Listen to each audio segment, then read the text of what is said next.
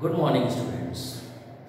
Here we will learn the transformation, and the section of this transformation is the interchange of voice.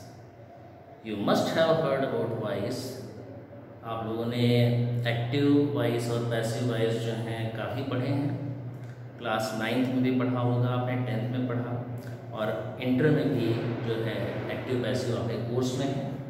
लेकिन ये transformation के part में है.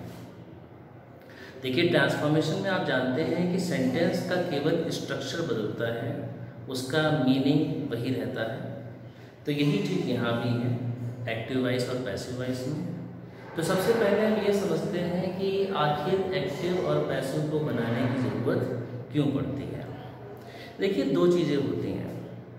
पहली चीज़ तो ये होती है, जब कोई एक्शन होता है तो उसका डूअर कौन है, उस एक्शन को परफॉर्म किसने किया, वो बात हम पहले लिखें. हम उस पर फोकस करें जिसने उस एक्शन को परफॉर्म किया, और उस एक्शन से उस एक्शन का जो इम्पैक्ट जिसके ऊपर पड़ा वो बाद में आए.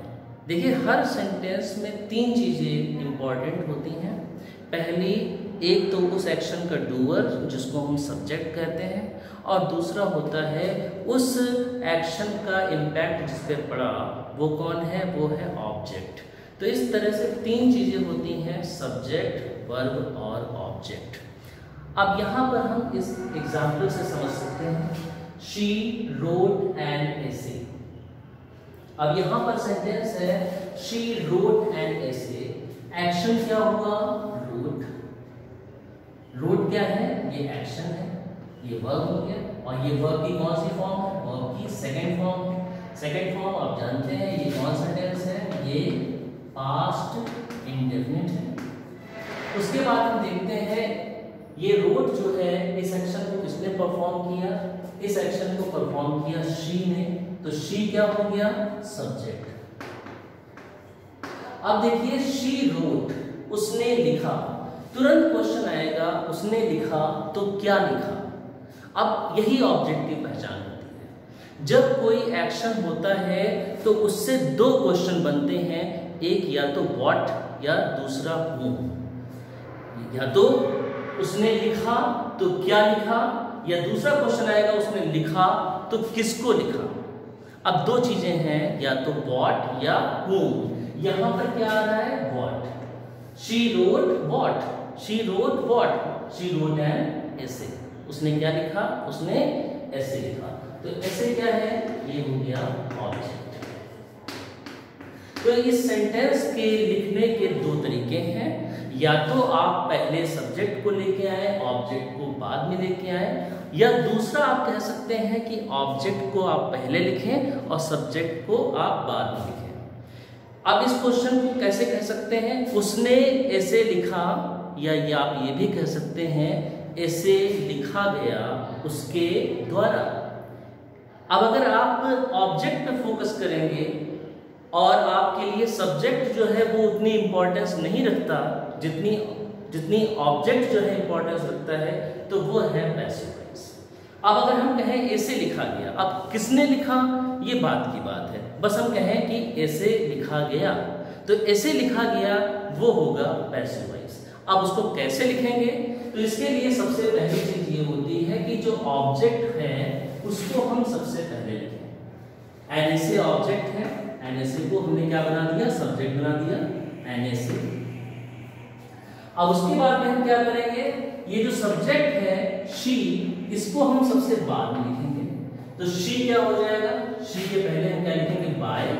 और शी को जब हम पैसिव में चेंज करेंगे, जैसे शी सब्जेक्ट है और जब उसको हमें पैसिव वॉइस में बाय करके लिखना होगा, तो बाय शी नहीं लिखा जाएगा, वो बाय हर हो जाएगा. शी हो जाता है हर. अगर यहाँ पे ही होता तो बाय हिम, आई होता तो बाय मी, वी होता तो बाय अस, यू होता तो बाय यू, दे होता तो बाय देम. ये आप ध्यान रखिएगा. कुछ चीजें ऐसे होते हैं, कुछ सब्जेक्ट्स होते हैं जिनको बाद में बाय लिखने की जरूरत नहीं पड़ती. जैसे अगर सब्जेक्ट समबडी होता तो उसमें हम बाय के बाद समबडी नहीं लिखते हैं. अगर पीपल होता तो उसमें भी बाय पीपल हम नहीं लिखते हैं। तो ये आपको बेटा समझ में आ गया होगा कि शी को हम क्या लिखेंगे, बाय हर। अब सबसे इंपॉर्टेंट चीज, ये रोड को हम कैसे लिखेंगे? अगर हम यहीं पे रोड लिख देंगे एन ए से रोड, तो हो जाएगा ए से नहीं लिखा, ए से तो नहीं लिखा, लिखा किसने, शी ने, ए से तो लिखा गया, इसीलिए रोड को अब आप चेंज करेंगे, मतलब वर्ब भी चेंज होगा। तो बेटा आपको बता दें कि पैसिव वॉइस में वर्ब जो है, जो मेन वर्ब होता है, वो हमेशा थर्ड फॉर्म में होता है। थर्ड फॉर्म जिसको आप क्या कहते हैं, पास्ट पार्टिसिपल। तो पास्ट पार्टिसिपल फॉर्म हमेशा पैसिव वॉइस में लिखी जाती है। और जैसे रोट है तो wrote is a past form, first form इसकी क्या है, राइट। तो right, wrote, written, written is the third form. तो ये रोट क्या हो जाएगा, ये रिटन हो जाएगा। तो रिटन किसके पहले लिखेंगे, बाय के पहले, ये लिखा जाएगा रिटन। अब दूसरी चीज, ये टेंस कौन सा है, पास्ट टेंस है। तो पास्ट टेंस अगर पास्ट इंडेफिनिट टेंस है जिसकी एक्टिव वॉइस में वर्ब की सेकंड फॉर्म लगाते हैं, तो जब इसकी पैसिव वॉइस बनाते हैं तो उसमें हम लिखते हैं वाज या वर प्लस थर्ड फॉर्म। तो NSA is a singular subject, इसलिए इसके पहले इसके बाद क्या आएगा, वाज। तो कहने का मतलब ये है कि वर्ब को हमने किसमें चेंज कर दिया, वर्ब की सेकंड फॉर्म जो है एक्टिव वॉइस में, वो पैसिव वॉइस में वाज या वर और उसके साथ में थर्ड फॉर्म लगा करके होती है। तो इस तरह से हम एक्टिव से पैसिव सेंटेंस बनाते हैं। तो this was only an example of tense if the tense is past indefinite. So how we change it? We change object comes first, subject comes last, and second form of the verb changes like this. एक चीज और हम आपको important बताना चाहेंगे कि हर active voice, हर sentence की passive voice नहीं होती। केवल उन्हीं सेंटेंस की पैसिव वॉइस होती है जिनका वर्ब ट्रांजिटिव होता है। अब देखिए ट्रांजिटिव वर्ब क्या होता है, ट्रांजिटिव वर्ब वो वर्ब होते हैं जिनमें ऑब्जेक्ट्स हो, मतलब जिनके ऑब्जेक्ट होते हैं। अब वही ऑब्जेक्ट, जैसे मैंने कहा कोई वर्ब मैंने कहा तो तुरंत क्वेश्चन आएगा व्हाट, उसने लिखा तो तुरंत क्वेश्चन आया उसने क्या लिखा, उसने हेल्प की तुरंत क्वेश्चन आएगा उसने हेल्प किसकी की, उसने तोड़ा तुरंत क्वेश्चन आएगा उसने क्या तोड़ा। लेकिन कुछ ऐसे भी वर्ब होते हैं जिनके ऑब्जेक्ट नहीं होते। जैसे मैंने कहा कि वो गया, अब गया का ऑब्जेक्ट क्या है, गो का कोई ऑब्जेक्ट नहीं होता। तो गो, अगर वर्ब गो है तो इसकी पैसिव वॉइस नहीं होगी। जैसे इनको कहते हैं इनट्रांजिटिव वर्ब। इनट्रांजिटिव वर्ब की पैसिव वॉइस नहीं होती है, केवल ट्रांजिटिव वर्ब की ही पैसिव वॉइस होती है। जैसे मैं कहूं ही इज क्राइंग, केवल मैं कहूं ही इज क्राइंग, तो crying is an intransitive verb, तो इसका पैसिव वॉइस नहीं होगा। बेटा अभी ये एक वीडियो मैंने आपको बनाया है, अब नेक्स्ट वीडियो में मैं आपको एक पूरा चार्ट दूंगा, जिस चार्ट में आपको बताऊंगा कि जो टेंस होते हैं वो कैसे चेंज होते हैं।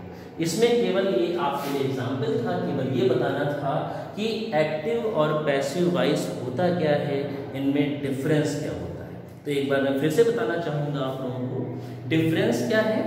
डिफरेंस ये है कि आप एक्टिव वॉइस में कहेंगे उसने ऐसे लिखा और पैसिव वॉइस में कहेंगे ऐसे लिखा गया।